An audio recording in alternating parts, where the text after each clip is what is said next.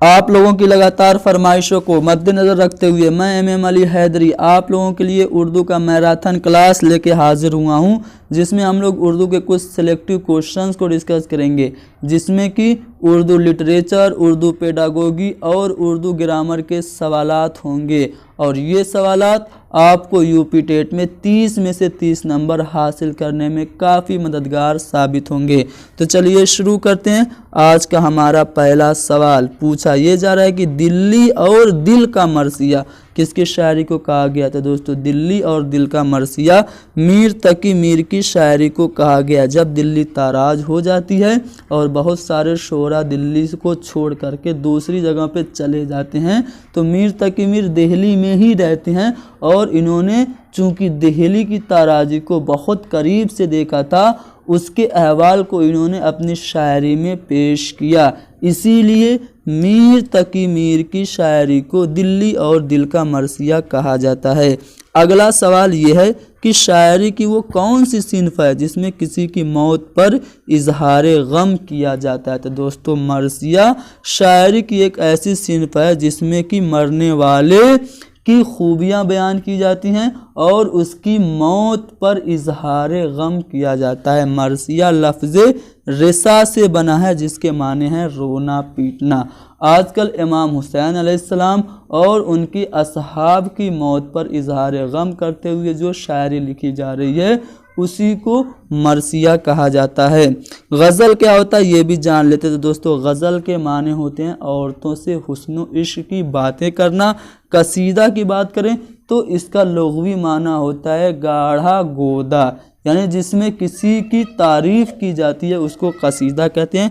मसनवी जो होता है ये एक दास्तान की तरह शेर में तसलसल के साथ शेरी तसनीफ़ होती है, जिसमें किसी एक दास्तान को लगातार बयान किया जाता है। जैसे मीर हसन की मसनवी है शेरुल बयान, गुलजार नसीम है पंडित दयाशंकर नसीम की। तो यहाँ पे आपने गज़ल, मरसिया, कसीदा और मसनवी क्या होता है जान लिया। बढ़ते हैं अगले सवाल की तरफ। कहा जा रहा है कि कौन सी किताब मोहम्मद हुसैन आज़ाद की नहीं है। तो दोस्तों, मोहम्मद हुसैन आज़ाद की जो किताब है आब हयात है, बहुत ही मशहूर और मारूफ किताब है, जिसमें उन्होंने उर्दू के मुतालिक ये कहा था कि उर्दू ब्रज भाषा से निकली है। मोहम्मद हुसैन आज़ाद की किताब दरबार अकबरी भी है और सुखनदान फ़ारस भी है, जबकि दरबार दुरबार ये मोहम्मद हुसैन आज़ाद की किताब नहीं है। तो हमारा जो सही जवाब होगा वो बी वाला ऑप्शन हो जाएगा। अगला सवाल ये कि हयात जावेद किसकी सवाने हयात है। सबसे पहले हयात जावेद किसकी तसनीफ़ है ये जान लेते हैं। तो हयात जावेद अल्ताफ़ हुसैन हाली की तसनीफ़ है और ये सवाने हयात है सर सैयद अहमद खां की। अल्ताफ़ हुसैन हाली ने 3 मशहूर शख्सियत की सवाने हयात लिखी। एक उन्होंने हयात सादी लिखी जो कि शेख सादी की सवाने हयात है। दूसरी उन्होंने यादगार गालिब लिखी जो कि मिर्ज़ा गालिब की सवाने हयात है। और तीसरी उन्होंने लिखी हयात जावेद जो कि सवाने हयात है सर सैयद अहमद खां की। तो बी वाला ऑप्शन हमारा सही जवाब है। अगला सवाल यह है कि प्यास बढ़ती जा रही है दरिया देखकर, भागती जाती है मौजें ये तमाशा देखकर, इसमें कौन सी सिनत है। तो दोस्तों, जब किसी भी शेर में किसी चीज़ की वजह को वो बयान किया जाए जो कि असल में न हो, तो वहाँ पे सिनत हुस्न तालील होती है। जैसे एक बहुत ही मशहूर शेर आपने सुना होगा कि प्यासी जो थी सिपाही खुदा 3 रात की, साहिल से सर पटकती थी मौजें फुरात की। तो इस शेर में भी सिनत हुस्न तालील है। अगर आप इस शेर की बात करें तो इसमें कहा जा रहा है कि जो मौजें हैं वो भागती जा रही हैं। तो ऐसा थोड़ी है कि मौजें भागेंगी किसी की प्यास को देखकर। वो मौजों का आना जाना फितरी है, लेकिन शायर उस मौजों के आने जाने को, प्यास के बढ़ने को देखकर उसके इस एक्टिविटी को जाहिर कर रहा है, इसलिए इस शेर में सिनत हुस्न तालील हो गई। अगला सवाल ये है कि खाके हिंद किस शायर की तख्लीक है। तो दोस्तों, खाके हिंद पंडित दयाशंकर नसीम नहीं बल्कि ब्रज नारायण चकबस्त की किताब है। ठीक है, खाके हिंद किस शायर की तख्लीक है, चकबस्त की है। अगला सवाल ये है कि मीर अनीस को कौन सी सिनफ़े सुखन में शोहरत मिली? तो दोस्तों मीर अनीस मशहूर है मरसिया निगारी के लिए। ये अपने आप को कहते हैं कि उम्र गुजरी है इसी दस्त की सयाही में, 5वीं पुश्त है शब्बीर की मद्दाही में। यानी कि ये लगातार 5 पुश्तों से मीर अनीस के जो आबाओ अजदाद थे वो इमाम हुसैन अलैहिस्सलाम की शान में मरसिया निगारी करते आए थे। अगर आप मीर अनीस की बात करें तो इनका ताल्लुक़ मीर हसन से भी है। मीर हसन जो थे वो मीर अनीस के दादा थे। मीर हसन ने क्या किया था? वही मसनवी लिखी थी सहरुल बयान। अगला सवाल देखते हैं। अगला सवाल ये कि अंजुमन पंजाब की बुनियाद किसने डाली? तो मोहम्मद हुसैन आज़ाद ने अंजुमन पंजाब की बुनियाद डाली थी। अगला सवाल है कि इनमें से कौन सा नावल प्रेमचंद का नहीं है? तो दोस्तों असरार माबिद बेशक प्रेमचंद का नावल है, मैदान अमल भी प्रेमचंद का नावल है, गोशे आफियत भी प्रेमचंद का नावल है। इसके अलावा आप अगर बात करें तो गबन, गवदान, आराइश महफिल, ये सभी नावल भी किसके हैं? प्रेमचंद के। जबकि खुदा की बस्ती ये जो नावल है ये प्रेमचंद का नहीं है बल्कि शौकत का है। शौकत अली का ये नावल है खुदा की बस्ती। अगला सवाल ये है कि झैल में से कौन सी किताब हाली की है? तो दोस्तों हाली की जो किताब है वो मजालिसुन्निसा है। मजालिसुन्निसा हाली की किताब है। जबकि सुखनदान फ़ारस और आब हयात की बात करें तो इसको तो आप लोग जानते ही हैं, मौलाना मोहम्मद हुसैन आज़ाद की किताब है। अगला सवाल कि किस नावल निगार ने सबसे पहले तालीम निस्वां को मौजू बनाया? तो दोस्तों तालीम निस्वां पर सबसे ज़्यादा नावल लिखने वाले जो नावल निगार हैं वो डिप्टी नज़ीर अहमद है। डिप्टी नज़ीर अहमद ने तौबतुन्नुसूह, मिरातुल उरूस, इब्नुल वक्त, अकबरी असगरी, अयामा जैसी नावलें लिखी और इनकी नावलों में इस्लाह और तालीम निस्वां पे ज़्यादा फोकस देखने को मिलता है। तो हम कह सकते हैं कि सबसे पहले तालीम निस्वां पर किन्होंने नावल निगारी शुरू की? तो डिप्टी नज़ीर अहमद ने। डिप्टी नज़ीर अहमद को उर्दू का पहला नावल निगार भी तस्लीम किया जाता है और इनकी जो पहली नावल है वो मिरातुल उरूस है। अगला सवाल ये कि नावल एक चादर मैली सी, इसका जो मुसन्निफ़ है वो कौन है? तो दोस्तों एक चादर मैली सी इस नावल के मुसन्निफ़ राजेंद्र सिंह बेदी हैं। अगला सवाल यह है कि उर्दू का पहला मसनवी निगार कौन है? तो दोस्तों जो उर्दू के पहले मसनवी निगार हैं वो फ़खरुद्दीन निज़ामी हैं। इनकी जो पहले मसनवी है वो है कदम राव पदम राव। पिछली वीडियो में मैंने इसको कुदुम राव पुदुम राव पढ़ दिया था तो आप लोग उसको सही कर लेंगे। कदम राव पदम राव ये पहली मसनवी है उर्दू की, लिहाजा हम कह सकते हैं कि कदम राव पदम राव के जो मुसन्निफ़ हैं यानी फ़खरुद्दीन निज़ामी ये उर्दू के पहले मसनवी निगार हो गए। अगर आपसे पूछा जाए पहली नसरी किताब कौन है उर्दू की तो वो आपकी हो जाएगी सबरस। सबरस किसकी है? मुल्ला वजही की है, उर्दू की पहली नसरी किताब। अगला सवाल यह है कि जदीदियत का अलम बरदार नक्काद कौन है?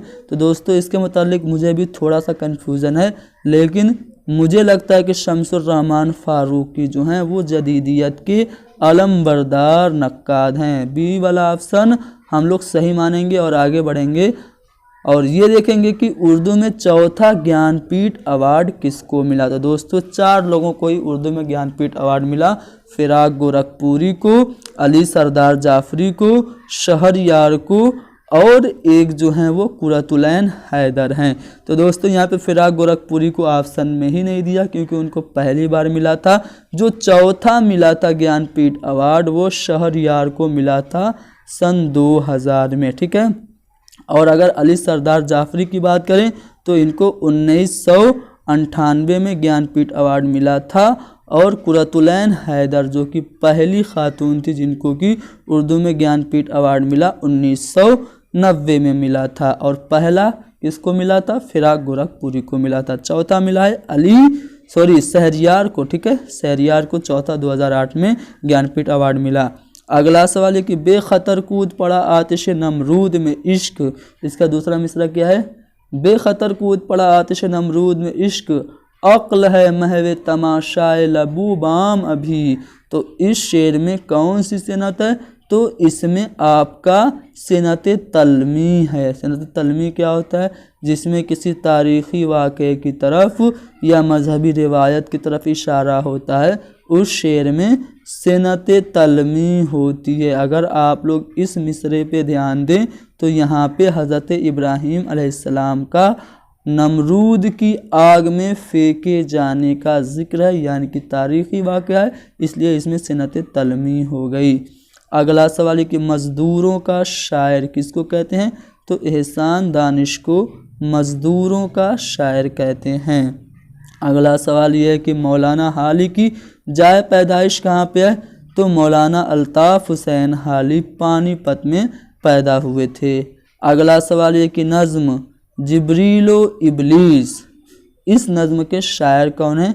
तो अल्लामा इकबाल नज़्म जिब्रीलो इबलीस के शायर हैं। इसके अलावा अगर मैं अल्लामा इकबाल की नज़मों की बात करूं तो हिमालय है, ठीक है, नया शिवाला है और लेनिन खुदा के हुजूर में है। अगला सवाल यह कि तहज़ीबुल अखलाक ये पर्चा किसने निकाला था? तो तहज़ीबुल अखलाक पर्चा सर सैयद अहमद ख़ान ने निकाला था। सर सैयद अहमद ख़ान ने अलीगढ़ मुस्लिम यूनिवर्सिटी की स्थापना भी की थी। पहले उसका नाम मोहम्मडन एंग्लो ओरिएंटल कॉलेज था, जो कि 1975 में कायम हुआ था, 1875 में कायम हुआ था। और 1875 के बाद इसी कॉलेज का नाम अलीगढ़ मुस्लिम यूनिवर्सिटी पड़ गया। कब पड़ा?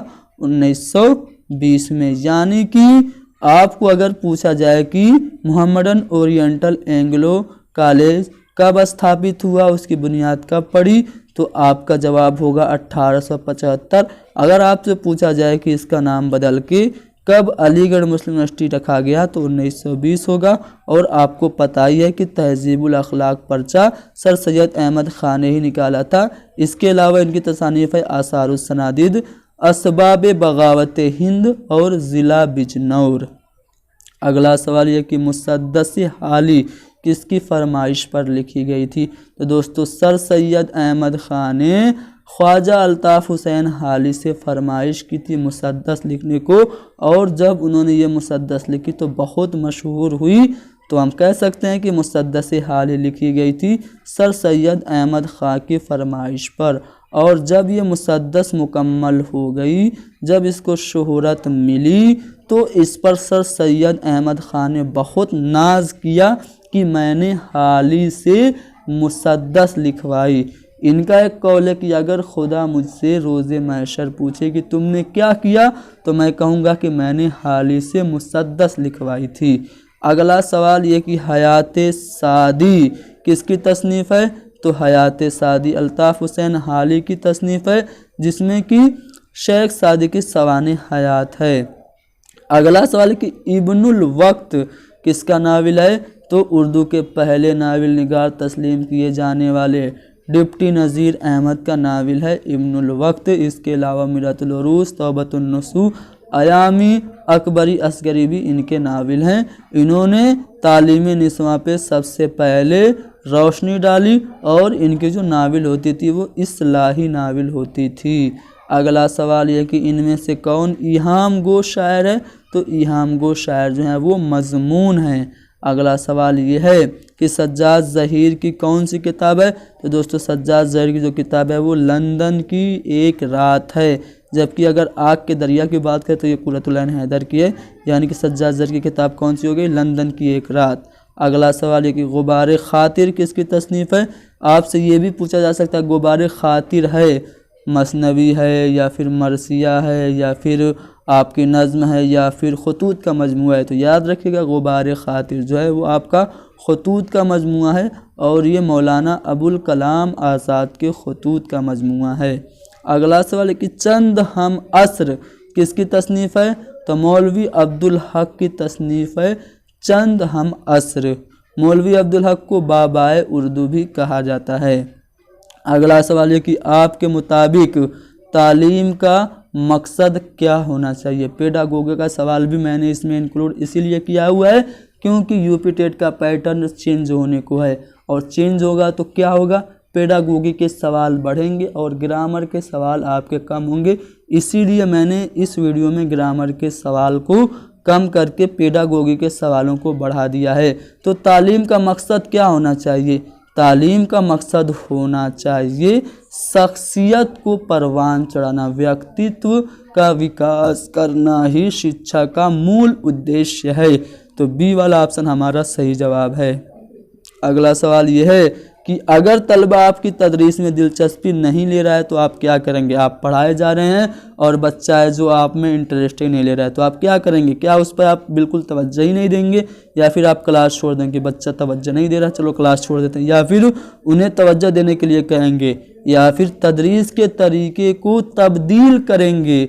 जी हाँ दोस्तों, अगर कोई भी बच्चा आपकी तदरीस में इंटरेस्ट नहीं ले रहा है, इसका मतलब ये है कि आपका जो टीचिंग मेथड है वो इफ़ेक्टिव नहीं है। आप क्या करेंगे, आप अपने टीचिंग मेथड को चेंज करेंगे, तदरीस के तरीके को आप तब्दील करेंगे। अगर कोई भी बच्चा आपकी तदरीस में दिलचस्पी नहीं ले रहा है तो चौथा वाला ऑप्शन हमारा सही जवाब है। अगला सवाल है कि हिफ्ज़ का सबसे बेहतर तरीका क्या है, यानी कि याद करने का सबसे अच्छा तरीका कौन है। तो दोस्तों स्वर वाचन से जब हम लोग पढ़ते हैं तो चीज़ें जल्दी याद होती हैं। जैसे आप लोग कुरान का अगर हिफ्ज़ करते हैं तो क्या करते हैं, तेज़ तेज़ पढ़ते हैं, बुलंद आवाज़ में पढ़ते हैं। तो हिफ्ज़ करने का सबसे बेहतर तरीका बुलंद आवाज़ से पढ़ना है। अगला सवाल ये है कि अच्छे शहरी के तौर पर तालिब इल्मों के लिए तैयार करने के लिए एक उस्ताद, यानी कि अगर आप चाहते हैं कि आप अपने छात्रों को एक अच्छा नागरिक बनाएं तो आप क्या करेंगे, क्या उन्हें सख्त नज़्मो ज़ब्त बरकरार रखेंगे। जी नहीं दोस्तों, आप बच्चों पर सख्ती बिल्कुल नहीं कर सकते, पहला वाला ऑप्शन हमारा गलत हो गया। ठीक है, आप अच्छा ख़तीब उन्हें बनाएंगे, तो ख़तीब अगर कोई अच्छा स्पीकर है इसका मतलब ये नहीं कि वो अच्छी उसको शहरियत मिल जाए, अच्छा वो नागरिक बन जाए। अच्छी मालूमात के बिना पर भी कोई बच्चा अच्छा नागरिक नहीं बन सकता है। अच्छे शहरी के तौर पर अगर आप बच्चे को तैयार करना चाहते हैं तो उसमें नेतृत्व की भावना उजागर करें, यानी कि अच्छी क़यादत फराहम कराएंगे तभी बच्चा अच्छा शहरी बनेगा। तो बी वाला ऑप्शन सही जवाब है। अगला सवाल यह कि तलबा को घर में मशक करने के लिए क्यों दिया जाना चाहिए, होमवर्क बच्चों को क्यों दिया जाना चाहिए, घर में मुताला करने के लिए, या फिर असातिज़ा के ज़रिए उनका काम सही किए जाने के लिए, या फिर उन्हें मसरूफ़ रखने के लिए, या फिर मुताले की आदत को फ़रोग़ देने के लिए। दोस्तों जब आप एज ए टीचर बच्चों को होमवर्क देंगे तो आपका मकसद यही होगा कि आप बच्चों को पहले आदत दिलाएं कि वो ज़्यादा से ज़्यादा स्टडी करे, अध्ययन करे। तो तलबा को घर में मशक देने के लिए इसीलिए बढ़ावा देना चाहिए ताकि बच्चे का जो मुतालिया की आदत है उसमें विकास हो। तो डी वाला ऑप्शन सही जवाब है। अगला सवाल यह है कि तालिब इल्म किस उस्ताद को पसंद करता है। एक बच्चा कैसे टीचर को पसंद करेगा, जिसकी शख्सियत अच्छी होगी, एट्रैक्टिव पर्सनालिटी वाला होगा उसे करेगी, या फिर जो उसकी बिरादरी का होगा। बिरादरी की बात शिक्षा में आप ला नहीं सकते, ये वाला गलत होगा। अच्छा नंबर देने वाला ये भी आपका गलत हो जाएगा। अपने मौजू में जो उस्ताद माहिर होगा ना उसी को बच्चे पसंद करेंगे। तालिब इल्म ऐसे ही उस्ताद को लाइक करेंगे, पसंद करेंगे जो अपने मौजू में बिल्कुल माहिर हो। अगला सवाल यह है कि टेक्नोलॉजी की तरक्की के साथ मुस्तकबिल में असातिज़ा का क्या रोल होगा। ये जो टेक्नोलॉजी बढ़ रही है इसकी बढ़ोतरी के साथ फ्यूचर में एज ए टीचर आपका रोल क्या होगा। क्या मालूमात फराहम कराना यानी इन्फॉर्मेशन देना, या फिर नई किताबें लिखना, या फिर तालिब इल्मों की रहनुमाई करना, या फिर पढ़ाने में इंटरनेट का इस्तेमाल करना। तो दोस्तों टेक्नोलॉजी की तरक्की के साथ मुस्तकबिल में असातिज़ा का जो रोल होना चाहिए वो ये होना चाहिए कि आप तालिब इल्मों की रहनुमाई करें, टेक्नोलॉजी का यूज़ कभी कभी बच्चों के लिए ख़तरनाक भी हो सकता है, वो उससे बहक भी सकते हैं। तो आपको क्या करना चाहिए, एज ए टीचर बच्चों की रहनुमाई करनी चाहिए। दोस्तों पेडागोगी के सवाल में थोड़ा सा वेरिएशन आ सकते हैं, मेरा और आपका सोचने का नज़रिया कुछ और हो सकता है।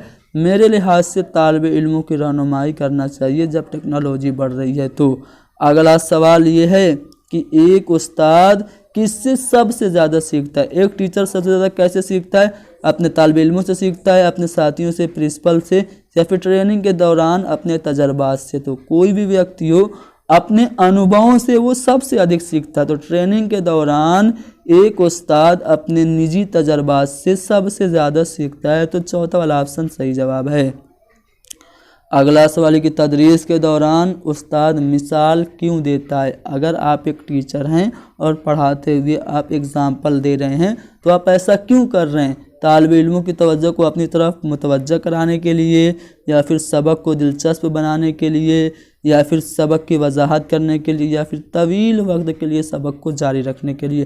तो दोस्तों जब हम लोग टीचिंग करते हैं, कोई भी टॉपिक बच्चों को वाज़ेह नहीं होता है, तब हम लोग क्या करते हैं, मिसाल देते हैं। तो सबक की वजाहत करने के लिए तदरीस के दौरान उस्ताद मिसाल देता है। अगला सवाल है कि नई तालीमी पॉलिसी किस सन में पार्लियामेंट में पास किया गया। तो जो नई शिक्षा नीति थी वो 1986 में हमारे संसद में पास हुई थी। ए वाला ऑप्शन सही जवाब है। अगला सवाल देखते हैं, कहा जा रहा है कि तालीम का बुनियादी मकसद क्या होना चाहिए, शिक्षा का मूल उद्देश्य क्या होना चाहिए। तो शिक्षा की परिभाषाओं में एक परिभाषा यह है कि शिक्षा क्या है, अंतर्निहित शक्तियों को बाहर निकालना ही शिक्षा है। यानी कि तालीम का जो बुनियादी मकसद होना चाहिए वो इंसान की सलाहियतों को तरक्की देना होना चाहिए। बी वाला ऑप्शन सही जवाब है। अगला सवाल ये कि असातिज़ा का सबसे अहम काम क्या है। इम्तिहान लेना है, घर का मश्क सही करना है, या फिर तालीम को दिलचस्प बनाना, या फिर क्लासरूम में नज़्म ज़ब्त बरकरार रखना है। तो दोस्तों आपको एज ए टीचर सोचना है। अब आप बताएंगे कि आपके लिए सबसे ज़्यादा अहम क्या है। आप तालीम को जितना दिलचस्प और इंटरेस्टिंग बना दें वही सबसे ज़्यादा अहम है आपके लिए। तो डी वाला ऑप्शन सही जवाब है। अगला सवाल ये कि आपकी तालीम कामयाब होगी अगर, आपकी जो शिक्षा है वो कब कामयाब होगी। आप मुलाजमत करेंगे, नौकरी करेंगे तब, जी नहीं बिल्कुल नहीं। आपको इत्मीनान हासिल होगा तब, ये भी गलत है। दोस्तों आपकी तालीम तभी कामयाब होगी जब आपसे दूसरे लोग फ़ायदा उठाएं। तो डी वाला जो ऑप्शन है हमारा सही जवाब है। अगला सवाल ये है कि आप किस चीज़ के ज़रिए तलबा के अंदर समाजी इक़्तिदार पैदा करेंगे। दोस्तों अगर आप लोगों ने चाइल्ड डेवलपमेंट एंड पेडागोगी पढ़ा होगा तो उसमें आप लोगों ने अल्बर्ट बंडूरा का सामाजिक अधिगम का सिद्धांत यानी कि सोशल लर्निंग थ्योरी पढ़ा होगा। उसमें उन्होंने क्या कहा, उन्होंने कहा कि बच्चे समाज से ही देख के सीखते हैं, यानी कि हमें बच्चों के सामने अच्छा जब नमूना पेश करेंगे तो उनके अंदर सामाजिकता आएगी। तो हमारा सी वाला ऑप्शन सही जवाब है। जब हम बच्चों को अच्छा नमूना पेश करेंगे तो तलबा के अंदर समाजी इक़्तिदार पैदा होंगे। अगला सवाल ये है कि बच्चा सबसे पहले किससे सीखता है। बहुत आसान सा सवाल है। सबसे पहले बच्चा अपनी माँ से सीखता है। कहते हैं कि माँ की जो आगोश है वो बच्चे की पहली दरसगाह हुआ करती है। अगला सवाल ये कि एक अच्छा उस्ताद वो है, एक अच्छा टीचर कौन है जो अपने कर्तव्यों को समझता है कि मेरा कर्तव्य ये है बच्चों को पढ़ाना। तो एक फ़र्ज शनास जो टीचर है वही सबसे अच्छा टीचर माना जाएगा। तो ये वाला ऑप्शन सही जवाब है। कौन सी ज़बान तदरीस का ज़रिया होना चाहिए। अगला सवाल ये है। तो दोस्तों हमें मादरी ज़बान में बच्चों को तदरीस करानी चाहिए। मादरी ज़बान में क्यों करानी चाहिए, क्योंकि इससे फितरीपन आता है। बच्चा स्टार्टिंग में मादरी ज़बान ही सीखता है, अपनी फैमिली अपने माँ बाप का अनुकरण करके, नकल करके। तो तदरीस का ज़रिया जो है वो मादरी ज़बान होनी चाहिए।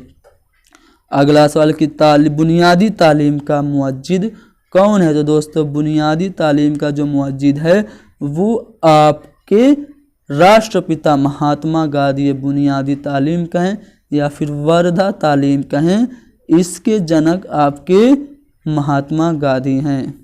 अगला सवाल ये कि तालीम एक अच्छा पेशा है, क्यों? तालीम जो है वो एक अच्छा प्रोफेशन क्यों है?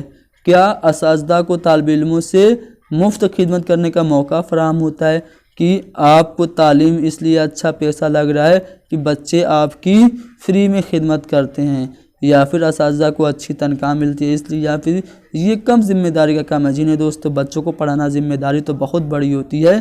तालीम एक अच्छा पेशा इसलिए है क्योंकि असातिज़ा और तदरीस से, असातिज़ा जो हैं वो तदरीस से लुत्फ़ अंदोज़ होते हैं। कोई भी एक टीचर होगा उसको पढ़ाने में बड़ा मज़ा आएगा, इसीलिए लोग तदरीस का जो ऑक्यूपेशन है, तालीम का जो ऑक्यूपेशन है, पेशा है, उसको पसंद करते हैं। इसीलिए पसंद करते हैं क्योंकि इससे टीचर्स को मज़ा आता है, लुत्फ़ अंदोज़ होते हैं। तो डी वाला ऑप्शन सही जवाब है।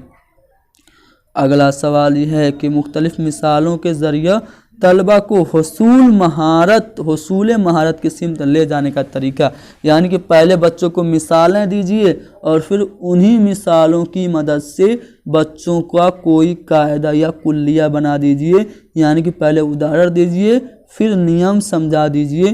तो ये तरीका क्या कहलाता है? इसको हम लोग आगमन विधि यानी कि इस्तिक़राई तरीका यानी कि इंडक्टिव मेथड कहते हैं। अगला सवाल कि कुस्तुनतुनिया का दुरुस्त इमला क्या है? तो दोस्तों जो कुस्तुनतुनिया है उसका दुरुस्त इमला ए वाला ऑप्शन है, कुस्तुनतुनिया, ये सही इमला है। अगला सवाल ये है कि कानून बराए हक़ मालूम यानी कि RTI, जिसको हम लोग राइट टू इंफॉर्मेशन एक्ट कहते हैं, ये कब लागू किया गया? तो ये 2005 में लागू किया गया था। RTI तो आपने जान लिया, एक चीज़ और जान लीजिए RTE क्या होता है। इसका फुल फॉर्म है राइट टू एजुकेशन एक्ट यानी कि शिक्षा का अधिकार अधिनियम। ये 2009 में बनाया गया था, लेकिन 1 अप्रैल 2010 में इसको लागू किया गया था। तो RTE आप लोग जान लेंगे। इसमें क्या है? इसमें 6 से 14 साल के बच्चों को मुफ्त में तालीम देने की बात कही गई है। अगला सवाल है कि जमहूरी भारत के पहले वज़ीर तालीम यानी कि शिक्षा मंत्री कौन थे? तो मौलाना अबुल कलाम आज़ाद, जिनको कि इमाम हिंद कहा जाता है, जिन्होंने अल हिलाल और बलाग रिसाले निकाले, जिन्होंने गुबार खातिर खतूत के मजमूए निकाले, वही क्या थे? हमारे पहले वज़ीर तालीम थे। तो बी वाला ऑप्शन सही जवाब है। अगला सवाल है कि हम सुबह 10 बजे दिल्ली पहुंच गए। इसमें जो सेंटेंस है इसमें फ़ाइल कौन है? तो दोस्तों कौन 10 बजे सुबह दिल्ली पहुंचा? तो जब हम लोग कौन लगाएंगे और सवाल पूछेंगे और उस सवाल के जवाब में जो लफ्ज़ आएगा वही आपका फ़ाइल कहलाएगा। तो कौन सुबह 10 बजे दिल्ली पहुंचा? तो आपका आंसर आएगा हम। तो मैं कहूँगा कि हम जो है वो आपका फ़ाइल है। ठीक है। अगला सवाल ये है कि हामिद साहब एक बहुत ही अमीर आदमी थे। हामिद साहब एक अमीर आदमी थे, तो ज़माना इसमें कौन सा है? कौन सा टेंस है? तो दोस्तों वो है नहीं, न होंगे, बल्कि थे। इसका मतलब क्या है? वो माजी में हो जाएगा ज़माना। अगला सवाल ये है कि रज़ा तुम इधर आओ, ये जुमला कैसा है? दोस्तों यहाँ पे देखो बुलाया जा रहा है, हुक्म दिया जा रहा है, इसलिए हम कह सकते हैं कि ये जो जुमला है वो अमरिया है। अगला सवाल कि वाह क्या खूबसूरत परिंदा है, ये जुमला कैसा है? तो दोस्तों यहाँ पे देखिए आप लोगों को एक चिन्ह दिख रहा होगा जिसको हम लोग विस्मयादिबोधक चिन्ह कहते हैं, यानी कि एक्सक्लेमेटरी साइन कहते हैं। दोस्तों ये साइन आपको जहाँ कहीं पे भी दिख जाए आपको समझ लेना है कि ये एक्सक्लेमेटरी सेंटेंस है। और अगर मैं इस पूरे सेंटेंस को उर्दू में पूछूं क्या होगा, तो इसको हम लोग फजाइया या फिर इंशाइया कहते हैं। तो वाह क्या खूबसूरत परिंदा है, ये फजाइया या फिर इंशाइया जुमला है। अगला सवाल कि वह अल्फाज जो सूती एतबार से यकसा हों और रदीफ से पहले बार बार आते हों और शेर में तरन्नुम और नगमगी पैदा करते हैं, वो क्या कहलाते हैं? तो दोस्तों उनको हम लोग कहते हैं काफिया। जैसे मैं कहूँ दिले नादा तुझे हुआ क्या है, आखिर इस दर्द की दवा क्या है, तो हुआ और दवा ये जो दोनों हैं वो हम माना है, यानी कि सूती एतबार से यकसा हैं और है से पहले आ रहे हैं, यानी कि रदीफ से पहले बार बार आ रहे हैं। मुअम्मा क्या है, ठीक है, यानी कि जो हम वज़न जो अल्फाज होते हैं और जो शेर में तरन्नुम और नगमगी पैदा करते हैं उनको हम लोग क्या कहते हैं, काफिया कहते हैं। अगला सवाल की मौत का एक दिन मुअय्यन है, नींद क्यों रात भर नहीं आती, इस शेर में कौन सी सिनत है। तो सबसे पहले आपको पता होना चाहिए ये जो शेर है वो गालिब का है। इसमें गालिब अनजान बन रहे हैं, उनको पता है कि उनको नींद क्यों नहीं आ रही है, लेकिन फिर भी अनजान बन के पूछ रहे हैं कि नींद क्यों रात भर नहीं आती। यानी कि जिस भी शेर में शायर जानबूझ के अनजान बने उस शेर में जो सिनत होती है वो तजाहिले आरिफाना होती है। जैसे एक शेर है कि कौन आया है पे अयादत दिल, दर्द सीने में जैसे कम कम है। तो इसमें भी शायर को पता है कि उसका महबूब उसे देखने आया है, बीमारी की हवाल पुरसी करने आया है, फिर भी वो पूछ रहा है कि कौन आया है, इसका मतलब जानबूझ के अनजान बन रहा है। तो जिस किसी भी शेर में शायर जानबूझ के अनजान बने उसमें जो सिनत होती है वो तजाहिले आरिफाना होती है। अगला सवाल है कि 3-13 होना, ये मुहावरा है, इसका मतलब क्या है। दोस्तों 3 और 13 होना, इस मुहावरे का मतलब है बिखर जाना। बिखरने को उर्दू में हम लोग कहते हैं मुंतशिर हो जाना। तो सी वाला ऑप्शन हमारा सही हो जाएगा, यानी कि 3-13 होना मुहावरे का मानी है मुंतशिर होना। अगला सवाल कि इल्म सिखाने वाले के लिए कौन सा जामे लफ्ज़ इस्तेमाल होता है। आप उसको अंग्रेज़ी में कहते हैं टीचर और हिंदी में कहते हैं शिक्षक और उर्दू में उसको आप कहते हैं मुअल्लिम, ठीक है। इल्म सिखाने वाले को मुअल्लिम कहा जाता है। अगला सवाल कि साबिका और लाहिका में कौन सी है आती है। तो दोस्तों इसमें हाय खफ़ी आती है। जैसे आप लिखिए एक नाम हुज़ैफ़ा, हुज़ैफ़ा फे के बाद ये जो है आपको दिख रही है ये आपकी हाय खफ़ी है। अगला सवाल ये है कि ज़मीर तनकीर वो है जो किसी। तो दोस्तों ज़मीर तनकीर वो होती है जो किसी गैर यकीनी शख्स के लिए आती है। तो हमारा ए वाला ऑप्शन सही जवाब है। अगला सवाल ये कि किसी नसरी इबारत में शेर लिखना हो तो कौन सी अलामत लगाते हैं।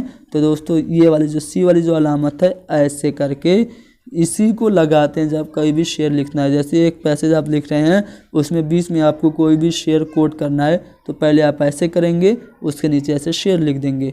तो ये वाली अलामत शेर के लिए इस्तेमाल की जाती है। अगला सवाल है कि सीखने के अमल में कौन सी चीज़ें शामिल नहीं हैं।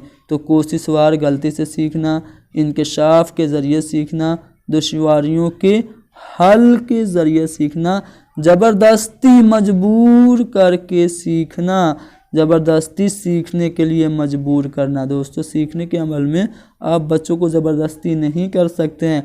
पेडागोगी के लिए मैं आपको बता दूं, जहाँ कहीं पे भी ज़बरदस्ती की बात आए, रटने की बात आए, बच्चों की गलती आए, ट्यूशन आए, ये सभी अल्फाज जब कभी भी आएँ आपको समझ लेना है वो निगेटिव अल्फाज हैं।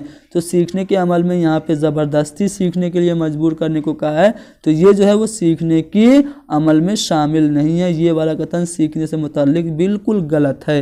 तो डी वाला ऑप्शन सही जवाब हमारा हो जाएगा।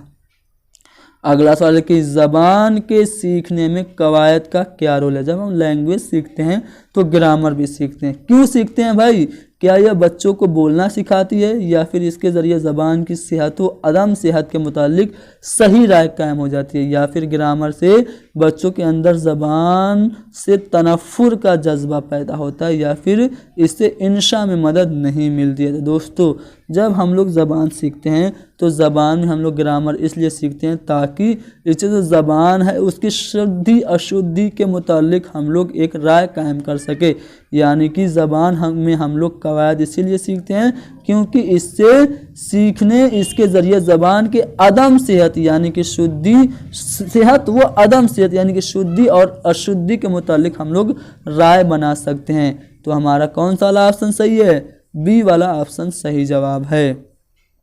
अगला सवाल कि ज़बानी इर्तिका में कौन सा तरीका मुआविन नहीं है। अगर आप चाहते हैं कि बच्चों का भाषाई विकास हो तो आप कौन सा एक ऐसा तरीका अपनाएंगे जो कि मददगार नहीं होगा। नीचे से बात करें, बच्चों को बिना टोके किसी मौजू पर इजहार ख्याल की आज़ादी देना। दोस्तों, अगर आप बच्चों को एक टॉपिक देंगे और कहेंगे कि बिना किसी भी पाबंदी के तुम इस पे अपने विचारों को अभिव्यक्त करो, तो इससे उसका ज़बानी इर्तिका होगा। जी हाँ, बिल्कुल होगा। ठीक है, इजहार की हौसला अफजाई करना, बच्चों को अगर आप मोटिवेट करेंगे अपने विचारों को रखने के लिए, तब भी उसका ज़बानी इर्तिका होगा। ठीक है, ज़बान के इस्तेमाल का जब आप लोग बच्चे को मौका देंगे तब भी उसका भाषाई विकास होगा। लेकिन यहाँ पे पूछा जा रहा है कौन सा तरीका मुआविन नहीं है, तो बच्चों को अपनी ज़बान में इजहार ख्याल से अगर आप मना करेंगे, उसे रोकेंगे, टोकेंगे, तो इससे बच्चों का भाषाई विकास नहीं होगा। तो हमारा पहला वाला ऑप्शन सही जवाब है। अगला सवाल है कि तहरीरी काम की क्या अहमियत है। जो रिटेन हम बच्चों को काम देते हैं उससे क्या होता है, तालिबे इल्म को कुंद ज़हन क्या ये बनाते हैं, या फिर लिखना इंसान को माहिर बना देता है, या फिर तालिबे इल्म को खेल के लिए तैयार करती हैं, या फिर इस काम से इंसान का अखलाक बेहतर होता है। तो दोस्तों, हम लोग बच्चों को तहरीरी काम इसलिए देते हैं क्योंकि बच्चों को तहरीर से क्या होता है, माहिरियत मिलती है, यानी कि लिखना इंसान को माहिर बना देता है, इसलिए हम बच्चों को तहरीरी काम देते हैं। स्कूल का मजबूत खंबा किसे कहते हैं, तो दोस्तों बच्चों को ही, यानी तालिबे इल्मों को ही स्कूल का मजबूत खंबा कहा जाता है। जबकि मुल्क या राष्ट्र निर्माता किसको कहते हैं, उस्ताद को कहते हैं। अगला सवाल यह है कि ज़बान की तदरीस के सिलसिले में कौन सा तरीका सबसे बेहतर माना जाता है। अगर आप ज़बान की तदरीस कर रहे हैं तो इन चारों में कौन सा तरीका सबसे अच्छा है, निसाब के ज़रिए ज़बान की तदरीस, या फिर बार बार लिखने की मशक़ कराना, या फिर बाहमी तबादला ख्याल, या फिर इबारत खानी। दोस्तों, ज़बान की तदरीस के लिए जो सबसे बेहतर तरीका है वो बाहमी तबादला ख्याल है, यानी कि विचारों का आदान प्रदान ही सबसे बेहतर तरीका है ज़बान सीखने के लिए। सी वाला ऑप्शन सही जवाब है। अगला सवाल की कवायद की तदरीस में तालिबे इल्म को अमली फ़ायदा उसी वक्त पहुँच सकता है जब बच्चों को अमली फ़ायदा ग्रामर पढ़ाने से कब मिलेगा, क्या जब उन्हें कवायद को अलहदा मजमून की सूरत में पढ़ाया जाएगा तब मिलेगा, या फिर गैर मानूस बातों को मानूस तरीके से समझाया जाएगा तब, या फिर इस्तिक़रारी तरीके से कवायद की तदरीस कराई जाएगी तब। दोस्तों, जब हम लोग ग्रामर पढ़ाते हैं तो ग्रामर पढ़ाने की जो सबसे अच्छा मेथड होता है कौन सा होता है, आपका इंडक्टिव मेथड होता है, यानी कि आगमन विधि होती है। तो जब हम लोग इस्तिक़राई यानी कि आगमन तरीके से बच्चों की कवायद की तदरीस कराएंगे तो उनको सबसे ज़्यादा अमली फ़ायदा पहुंच सकता है। इस्तिक़राई तरीका होता क्या मैं बता चुका हूं, फिर से बता दे रहा हूं। इसमें हम लोग पहले बच्चों को एग्ज़ाम्पल देते हैं और फिर उन्हीं एग्ज़ाम्पल की मदद से रूल या फिर कानून या नियम बना लेते हैं। अगला सवाल ये कि ज़बान की तदरीस के मकासिद में कौन से मकासिद अहम नहीं है। चार ऑप्शन है। पहला है तलबा के अंदरूनी ज़बान की बुनियादी महारतें पैदा करना, तो बिल्कुल ये तो अहम मकसद है ज़बान की तदरीस का। तलबा के अंदर आज़ादाना गौर व फ़िक्र की सलाहियत पैदा करना, ये भी बुनियादी मकसद है और अहम मकसद है ज़बान की तदरीस का। सिर्फ़ उन्हें ज़ेवर तालीम से आरास्ता करना, ये मकसद नहीं है ज़बान की तदरीस का कि बच्चों को बस उनको तालीम दे दो। जी नहीं, हमारा जो गलत सेंटेंस चारों में होगा वो यही सी वाला ऑप्शन होगा और हमसे नहीं पूछा जा रहा है, इसलिए हम सी वाले ऑप्शन को सही जवाब मानेंगे। अगला सवाल जो है वो पैसेज पे मबनी है, जो कि यूपी टेट सन 2015 में पूछा भी गया है। पैसेज आपसे पूछ दिया जाता है यूपी टेट में और उससे मुताल्लिक 3-4 सवालात भी होते हैं। इसी बात को मद्देनजर रखते हुए मैंने यहाँ पे पैसेज भी आपके इस मैराथन क्लास में शामिल कर लिया है। पैसेज में कहा किया जा रहा है कि जब कता की मसाफत शब आफ्ताब ने जलवा किया शहर का रुख बेहिजाब ने। कता की मसाफत शब यानी कि जो रात का जो सफ़र था उसको ख़त्म किया, इसका मतलब क्या, सूरज ने रात का सफ़र अपना ख़त्म किया यानी कि सुबह हुई। इसका मतलब आप ये बात रखेंगे कता की मसाफत शब आफताब ने, इसका मतलब सुबह होना हुआ। जलवा किया शहर का रुख बेहिजाब ने, देखा सुए फलक शय गर्दूं रिकाब ने, मुड़कर सदा रफ़ीक़ों को दी आ जनाब ने। आखिर है रात हमदो सनाए खुदा करो, उठो फरीज़ा सेहरी को अदा करो। अब देखिए सुबह में जब अजान होती है तो यहाँ पे शहे गर्दू रिकाब का मतलब क्या हो गया, मुअज्जिन हो गया। और मुअज्जिन क्या अजान देता है, अल्लाह अकबर अल्लाह अकबर, हय्या अलस सलाह हय्या अलल फलाह कहता है ना, यानी कि नमाज की तरफ आओ, कामयाबी की तरफ आओ। और फिर कहता है कि नमाज, सुबह में कहता है कि नमाज जो है वो बेहतर है, नींद से अस्सलातु खैरुम मिनन नौम, ये सभी चीज़ें कहता है। यानी वो कहता है कि उठो फरीज़ा सेहरी को अदा करो, यानी कि जो सुबह की तुम्हारी नमाज है उसको अदा करो। तो ये जो मिसरा है कि उठो फरीज़ा सेहरी अदा करो, इसको आप याद रखेंगे, सुबह की नमाज अदा करना है। अगला जो पैसेज में बात की जा रही है कि ये सुबह वो है सुबह, मुबारक है जिसके शाम, यहाँ से हुआ जो कूच तो है खुल्द में मकाम, कौसर पे आबरू से पहुँच जाए तशना काम, लिखे खुदा नमाज गुजारों में अपना नाम, सब हैं वहीद अस्र पे गुलचार से उठे, दुनिया से जो शहीद उठे सुर्ख रूठे। तो ये था पैसेज जो कि नज़्म पे आधारित था। इससे रिलेटेड सवाल देखते हैं। यहाँ पे देखिए कौसर होगा, ठीक है, कुर लिख दिया लेकिन ये कौसर जो है वो सही है, ठीक है। कौसर से मुराद क्या है, तो दोस्तों कौसर जो है वो जन्नत में एक पेड़ यानी कि दरख्त है। जी नहीं दोस्तों, वो तो तूबा है, जो जन्नत में एक पेड़ है लंबा सा वो तूबा है। कौसर का मतलब होता है जन्नत की नहर। साकिए कौसर हज़रत अली अलैहिस्सलाम को इसीलिए कहा जाता है, जन्नत की एक नहर को कौसर कहते हैं। तो कौसर से मुराद है जन्नत की एक नहर। तो बी वाला ऑप्शन सही जवाब है। अब देखिए मसाफत शब के कतः हो जाने से क्या मुराद है। पैसेज को पढ़ते हुए ये मैंने बात आपको इसीलिए समझाई थी, मसाफत शब के कतः हो जाने से मुराद है सुबह का वक्त हो जाना। फरीज़ा सेहरी का माना क्या, यानी कि जो सुबह का आपका फरीज़ा है वो क्या है, फज्र की नमाज अदा करना, यानी कि सुबह की नमाज पढ़ना फरीज़ा सेहरी का माना है। अगला सवाल है कि गलत जोड़े की निशानदही कीजिए। नई चीज़ें ईजाद करने वाले को हम लोग क्या कहते हैं, मुअज्जिद कहते हैं, बिल्कुल सही जोड़ा है। तहरीर करने वाले को हम लोग क्या कहते हैं, मुहर्रिर कहते हैं, बिल्कुल सही जोड़ा है। पत्थर काटने वाले को नकीब जन कहते हैं, ये गलत जोड़ा है। तस्वीर बनाने वाले को मुसव्विर कहते हैं, ये भी सही है। तो हमारा सी वाला जो ऑप्शन है हमारा गलत जोड़ा होगा, यानी कि यही हमको बताना था, तो सी वाला ऑप्शन हमारा जवाब हो जाएगा। अगला सवाल कि गुब्बारे खातिर किसका मजमुआ है। याद रखिए दोस्तों, गुब्बारे खातिर खतूत का मजमुआ है, ये मौलाना अबुल कलाम आज़ाद के खतूत का मजमुआ है। अगला सवाल है कि उर्दू की पैदाइश के बारे में मोहम्मद हुसैन आज़ाद का क्या नज़रिया। तो मोहम्मद हुसैन आज़ाद ने अपनी किताब आब हयात में ये बताया कि उर्दू ब्रज भाषा से निकली है। तो उर्दू ब्रज भाषा से निकली, ये नज़रिया मोहम्मद हुसैन आज़ाद का है। अगला सवाल है कि उर्दू का ताल्लुक़ ज़बानों के किस ख़ानदान से है। तो उर्दू का ताल्लुक़ आर्याई ख़ानदान से है। अगला सवाल है कि प्रेमचंद किस सिन्फ के लिए माहिर माने जाते थे। तो दोस्तों प्रेमचंद आपका नावल लिखते थे और अफसाना लिखते थे। नावल तो ऑप्शन में है नहीं, तो आपका अफसाने के माहिर माने जाएंगे। कफन, बड़े घर की बेटी, पूस की रात, दुनिया का अनमोल रतन, जो कि प्रेमचंद का पहला अफसाना है, दुनिया का अनमोल रतन, ये सभी प्रेमचंद के ही अफसाने हैं। अफसाने लिखने के लिए ही प्रेमचंद माहिर माने जाते हैं। अलीगढ़ मुस्लिम यूनिवर्सिटी किसकी काविश का नतीजा है। तो मैंने अभी बताया था स्टार्टिंग में, सर सैयद अहमद खां की काविशों का नतीजा है अलीगढ़ मुस्लिम यूनिवर्सिटी। इसकी स्थापना 1875 में हुई थी, जिसका पहला नाम क्या था, पहले इसका नाम मुहम्मदन एंग्लो ओरिएंटल कॉलेज था। बाद में यानी कि 1920 ईस्वी में इसको अलीगढ़ मुस्लिम यूनिवर्सिटी का नाम दे दिया गया।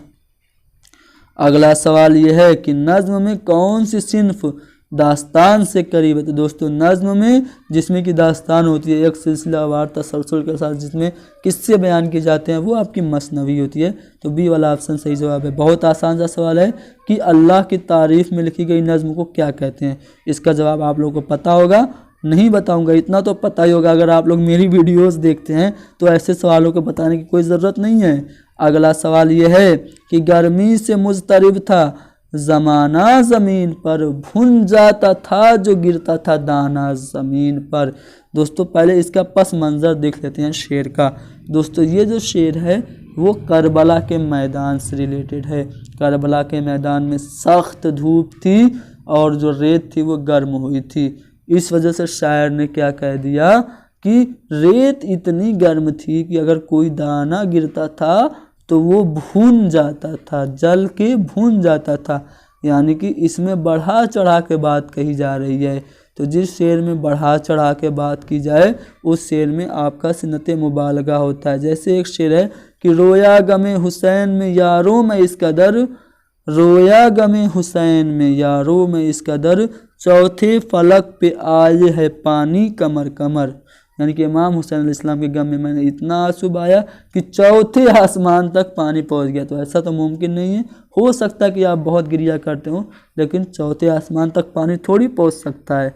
तो यहाँ पे भी सिनत मुबालगा है। याद रखिएगा, जब बहुत बढ़ा चढ़ा के बात कही जाए तो वहाँ पे सिनत मुबालगा यानी कि हाइपरबल अतिशयोक्ति होती है। अगला सवाल है कि नाजुकी उसके लब की क्या कहिए, पंख उड़िए गुलाब की सी है। बहुत आसान सा शेर है, मीर तकी मीर का है। इसमें आपको पता होगा कौन सी सिनत है, तो इसमें सिनत तस्बीह है। 10 जेल में कौन सा सही मुतरादिफात है, यानी कि एक दूसरे के जो सिनोनिम्स हैं वो कौन है, तो अमीर और गनी जो है यानी कि दोनों का माना होगा मालदार। तो अमीर और गनी एक दूसरे के मुतरादिफ हैं। जबकि आका और गुलाम की बात करें, सुख दुख की बात करें, और मुफलिस और मालदार की बात करें तो ये दोनों एक दूसरे के अपोजिट हैं। हमसे मुतरादिफात पूछ रहा है यानी कि सिनोनिम्स यानी कि हम माना पूछ रहा है, तो हमारा जवाब बी वाला ऑप्शन होगा। अगला सवाल की झैल में कौन सी कहावत है, तो 4 चाँद लगना मुहावरा है, 9 2 11 होना भी मुहावरा है, कान भरना भी मुहावरा है, जबकि बूढ़ी घोड़ी लाल लगाम ये मुहावरा नहीं बल्कि कहावत है। तो चौथा वाला ऑप्शन सही जवाब हो जाएगा। अगला सवाल की लायके की मिसाल है। दोस्तों लायके की मिसाल जो है वो शीर ख्वार है। लायके में क्या होता है, लायके में किसी भी लफ्ज़ के बाद में कोई भी लफ्ज़ का टुकड़ा जुड़ता है और उसकी मीनिंग को चेंज कर देता है। जैसे यहाँ पे शीर है और उसके बाद में ख्वार जुड़ गया तो ये लायके की मिसाल बन गई। इसी तरह अगर मैं बात करूँ साबिका की, तो साबिका में किसी भी लफ्ज़ के पहले कोई भी फ़िक्रा जुड़ के उसके मीनिंग को चेंज कर देता है। जैसे हुनर है, उससे पहले अहल जुड़ गया तो अहल हुनर हो गया। लब है, उससे पहले ज़ेर जुड़ गया तो ज़ेर लब हो गया। ज़ोर है, उससे पहले पुर जुड़ गया तो पुर ज़ोर हो गया। यानी कि ये सभी जो हैं वो साबिके की मिसाल हैं और जो ज़ेर लब है वो आपका लाहिके की मिसाल है। अगला सवाल ये कि उर्दू में राइज रस्मुल ख़त का नाम है। दोस्तों उर्दू में जो रस्मुल ख़त यानी कि लिपि जो राइज है उसको हम लोग नस्तालीक कहते हैं। अगला सवाल कि इस्तिखराजी और इस्तिक़राई तरीका अपनाया जाता है। दोस्तों जब हम लोग ग्रामर यानी कि कवायद पढ़ाते हैं तभी हम लोग इस्तिक़राई और इस्तिखराजी तरीका यानी कि इंडक्टिव और डिडक्टिव मेथड का इस्तेमाल करते हैं। तो सी वाला ऑप्शन यानी कि ग्रामर की तदरीस में इस्तिक़राई और इस्तिखराजी तरीका इस्तेमाल होता है। अगला सवाल कि झैल में कौन इमदादी सामान तालीम यानी कि शिक्षण अधिगम सामग्री कौन नहीं है, ये पूछा जा रहा है। तो रेडियो बिल्कुल शिक्षण सहायक सामग्री है, ठीक है। टेप रिकॉर्डर भी है, टेलीविज़न भी है, टेलीविज़न से भी बहुत सारी चीज़ें जानकारियाँ ली जा सकती हैं। जबकि जो टेलीफोन है वो आपका सामान नहीं है इमदादी तालीम का। अगला सवाल कि मुश्तरका, ये जो लफ्ज़ है इसके माने क्या है, तो मुश्तरका यानी कि जो जैसे कम्बिनेशन में कोई भी काम होता है मिलजुल के यानी उसको मुश्तरका कहते हैं, यानी कि मिली जुली हो जाएगा मुश्तरका का मीनिंग। अगला सवाल है कि पहली ज़बान को फ़रोग़ देने से अमूमन क्या मुराद है। पहली ज़बान कौन सी ज़बान होती है, मादरी ज़बान यानी कि मदर टंग होती है। मदर टंग हम कैसे सीखते हैं, अपने आप सीखते हैं। तो पहली ज़बान को फ़रोग़ देने से मुराद है अपने आप सीखना। अगला सवाल है कि ज़बान के हुरूफ को आवाज़ों के साथ मिलाकर पढ़ने की तदरीस का एक तरीका डैश का तरीका है। तो जब हम लोग हुरूफ के आवाज़ों को क्या करते हैं, मिलाकर पढ़ते हैं तो वो हमारा सूती तरीका कहलाता है। दूसरा वाला ऑप्शन सही जवाब है। अगला सवाल कि सुनना और पढ़ना है। अखज़ी है, इजहारी है, दिलचस्पी है, या फिर गौर फिक्र की महारत है। दोस्तों जब हम लोग कोई भी चीज़ सुनते हैं तो जानकारी को अख्ज़ करते हैं, पढ़ते हैं तब भी जानकारी को अख्ज़ करते हैं। तो सुनना और पढ़ना आपकी उसूल की महारत या फिर अखज़ी महारत है। इजहारी महारत की बात करें तो बोलना आपका हो जाएगा, बोलना और आपका पढ़ना ये आपका कौन सी महारत होगा, इजहारी महारत हो जाएगा। तो सभी चीज़ें मैंने आपको बता दी। अगला सवाल, ब्रैकेट को उर्दू में क्या कहते हैं? तो ब्रैकेट को उर्दू में हम लोग कौसैन कहते हैं, कौसैन यानी कि ब्रैकेट। अगला सवाल कि आगा हश्र काश्मीरी किस सिन्फ के लिए मशहूर हैं? तो आगा हश्र काश्मीरी मशहूर हैं आपका ड्रामा निगारी के लिए, इनको उर्दू का शेक्सपियर कहा जाता है। अगला सवाल कि आती हैं उसको देखने मौजें कसा कसा, साहिल पे बाल खोले नहाती है चांदनी। अब यहाँ पे देखिए चांदनी को चांदनी नहाती है ऐसा कहा जा रहा है, यानी कि किसी भी चीज़ की वजह को वो बताई जा रही है जो कि असल में ना हो। तो जब कहीं भी आपको ऐसी चीज़ें मिल जाए आपको ये पता होना चाहिए कि हुस्न तालील है, जिसमें किसी चीज़ की इल्लत को असल इल्लत के अलावा कुछ और इल्लत बयान की जाए, उसमें सनत तालील होती है। अगला सवाल ये है कि नज़्म के लुग़वी माने क्या है? तो नज़्म के लुग़वी माने हैं मोती पिरोना, मोती पिरोना। बंद से अल्फाज जड़ने के नगों से कम नहीं, बंद से अल्फाज जड़ने से नगों के कम नहीं, शायरी भी काम है आतिश मुरस्सा साज का। ये शेर आप इसको आतिश का शेर याद करेंगे तो आपको नज़्म का मतलब समझ में आएगा। यानी कि जैसे ज्वेलरी सोनार नग जुड़ता है वैसे ही शायरी भी की जाती है, अल्फाजों को जोड़ना पड़ता है, यानी कि मोती पिरोना नज़्म के लुग़वी माने हो गए। तो हमारा दूसरा वाला ऑप्शन सही जवाब है। कसीदे के अज्जा तरकीबी की तादाद कितनी है? तो 5 है, ठीक है। तस्बीब, गुरेज, दुआ, मुद्दुआ, ठीक है, ये सब हैं 5 हैं, ठीक है। अगला सवाल देखते हैं। अगला सवाल ये कि 10 ज़िल जिसका ताल्लुक फोर्ट विलियम कॉलेज से नहीं है। फोर्ट विलियम कॉलेज से मुताल्लिक हर साल एक सवाल आता है, इस पे मैंने वीडियो भी अलग से बनाई हुई है। फोर्ट विलियम कॉलेज की स्थापना बार बार मैं बताया हूँ, इसको फिर भी बता रहा हूँ। सन 1800 ईस्वी में कलकत्ता में हुई। इसके जो प्रिंसिपल थे वो जॉन गिलक्रिस्ट थे। इन्होंने उस वक्त के कुछ अहम मुसन्निफीन को जमा किया और उर्दू की कुछ अहम किताबें लिखवाई, जो उस ज़माने की मशहूर किताबें थी उनका तर्जुमा थी। जैसे मीर अमन को जमा किया, मीर शेर अली अफसोस को जमा किया, काजिम अली जवां को, मज़हर अली वेला को, निहाल चंद लाहौरी को, बहादुर अली हुसैनी को। मीर अमन ने बागो बहार लिखा, मीर शेर अली अफसोस ने बाग उर्दू लिखा, जो कि गुलिस्तान सादी का उर्दू में तर्जुमा था। तो यहाँ पे 4 शायर हैं। अगर चारों शायरों में आप मज़हर अली वेला की बात करें, ठीक है, निहाल चंद लाहौरी की और मीर बहादुर अली हुसैनी की, तो ये तीनों ताल्लुक़ रखते हैं किससे?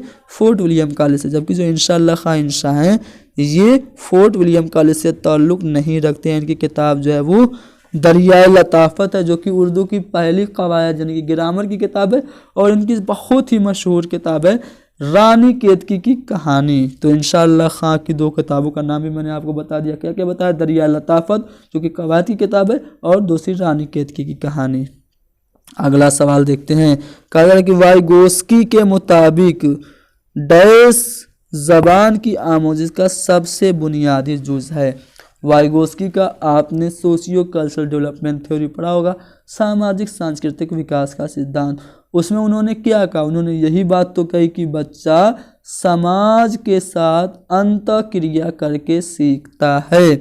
समाज के साथ अंतःक्रिया करने को उर्दू में कहते हैं समाजी तामुल, यानी कि वाइगोस्की के मुताबिक समाजी तामुल ही ज़बान की आमोज़िश का बुनियादी जुज़ है। पहला वाला ऑप्शन सही जवाब है। अगला सवाल है कि तरक्की का मुतज़ाद क्या होगा? तरक्की मतलब प्रमोशन, और डिमोशन को हम लोग क्या कहते हैं? तनज़्ज़ुली कहते हैं।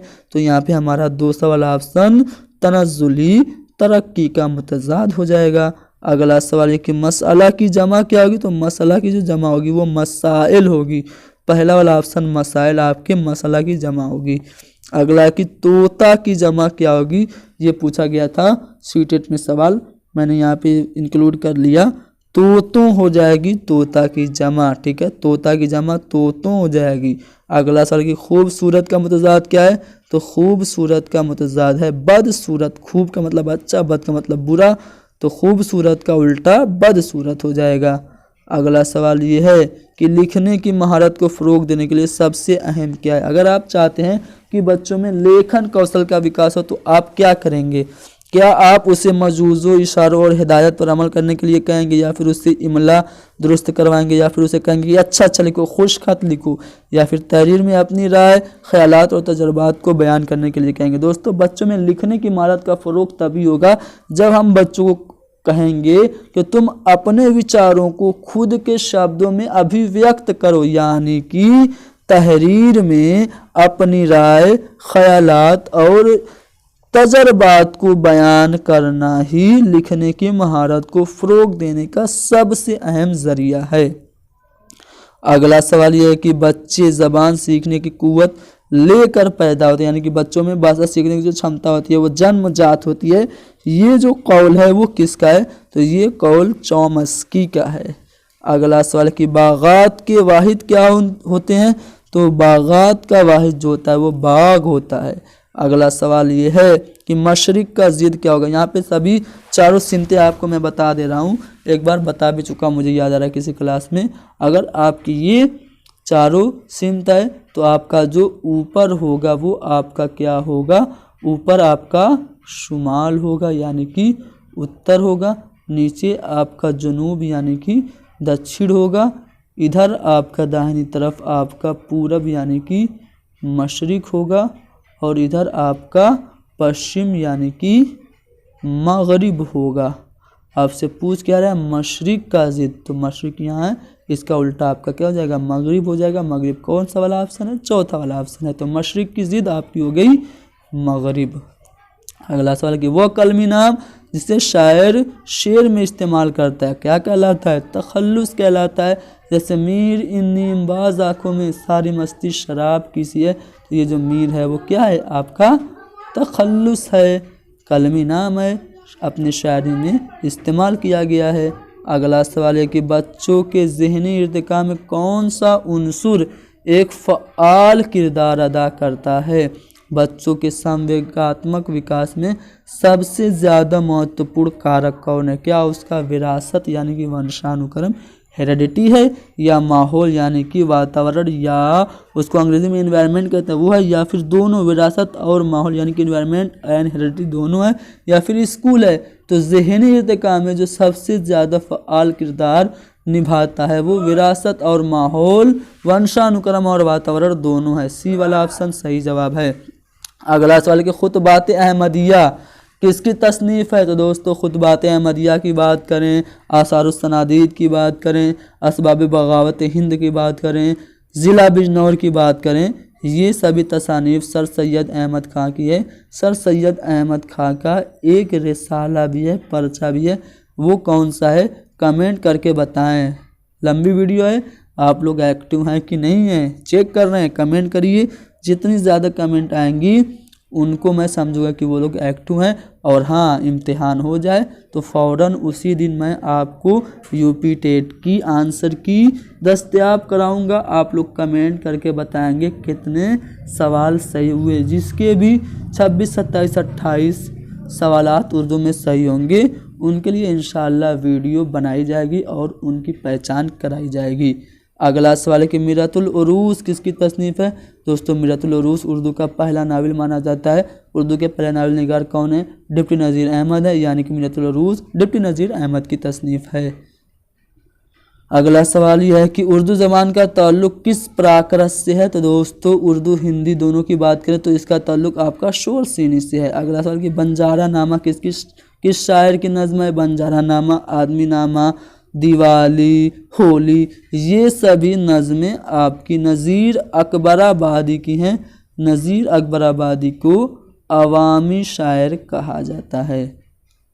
अगला सवाल कि प्रेमचंद का पहला अफसाना है। दोस्तों, सभी को पता है कि प्रेमचंद का पहला अफसानवी मजमुआ सोज़े वतन है, जो कि 1908 में शाया हुआ। लेकिन हमसे तो पूछ रहा है कि पहला अफसाना कौन है? तो इसी सोज़े वतन में 5 अफसाने थे, जिसमें जो पहला था वो दुनिया का सबसे अनमोल रत्न था, यानी कि प्रेमचंद का पहला अफसाना आपका दुनिया का अनमोल रत्न हो गया।